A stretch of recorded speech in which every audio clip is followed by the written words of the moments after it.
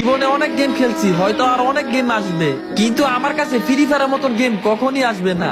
Free fire এটা শুধু একটা গেম না, এটা আমাদের কাছে ইমোশন। এই 5টা বছর অনেক ডিপ্রেশন, অনেক ভালো সময় খারাপ সময় কাটাইছে এই গেমটার সাথে।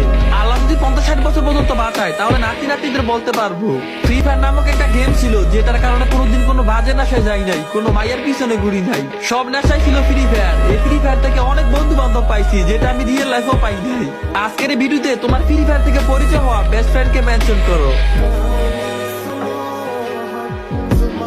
জীবনে অনেক গেম খেলছি, হয়তো আর অনেক গেম আসবে, কিন্তু আমার কাছে ফ্রি ফায়ারের মতন গেম কখনই আসবে না। ফ্রি ফায়ার এটা শুধু একটা গেম না, এটা আমাদের কাছে ইমোশন। এই 5টা বছর অনেক ডিপ্রেশন, অনেক ভালো সময় খারাপ সময় কাটাইছে এই গেমটার সাথে। আল্লাহ যদি 50-60 বছর পর্যন্ত বাঁচায়, তাহলে নাতি নাতিদের বলতে পারবো ফ্রি ফায়ার নামক একটা গেম ছিল, যেটার কারণে কোনোদিন কোনো বাজে নেশায় যাই নাই, কোনো মায়ের পিছনে ঘুরি নাই। সব নেশাই ছিল ফ্রি ফায়ার। এই ফ্রি ফায়ার থেকে অনেক বন্ধু বান্ধব পাইছি, যেটা আমি রিয়েল লাইফেও পাই নাই। আজকের এই ভিডিওতে তোমার ফ্রি ফায়ার থেকে পরিচয় হওয়া বেস্ট ফ্রেন্ডকে মেনশন করো।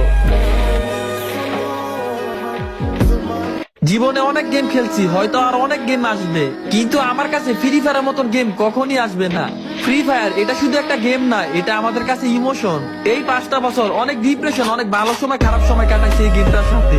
আল্লাহ যদি 50-60 বছর পর্যন্ত বাঁচায়, তাহলে নাতি নাতিদের বলতে পারবো ফ্রি ফায়ার নামক একটা গেম ছিল, যেটার কারণে কোনোদিন কোনো বাজে নেশায় যাই নাই, কোনো মায়ের পিছনে ঘুরি নাই। সব নেশাই ছিল ফ্রি ফায়ার। এই ফ্রি ফায়ার থেকে অনেক বন্ধু বান্ধব পাইছি, যেটা আমি রিয়েল লাইফেও পাই নাই। আজকের এই ভিডিওতে তোমার ফ্রি ফায়ার থেকে পরিচয় হওয়া বেস্ট ফ্রেন্ডকে মেনশন করো।